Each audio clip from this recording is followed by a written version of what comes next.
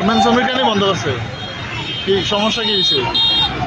এখন ১৫ তারিখে ও গার্মেন্টস এই গার্মেন্টসের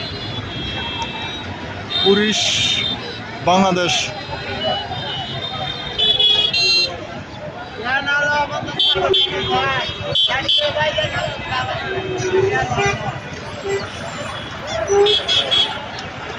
সানারপাড়ার কুরিশ বাংলাদেশ গার্মেন্টসের শ্রমিকরা চট্টগ্রাম ঢাকা চট্টগ্রাম হাইওয়ে রোড বন্ধ করে ফেলেছে। কোন কারণে বন্ধ করছে ভাই? এটা একটা গার্মেন্টস কর্মী যারা আছে তাদের জিজ্ঞেস করুন, আপনি যারা আছে তাদের জিজ্ঞেস করুন। আপনি যেমন আমি তো তেমন।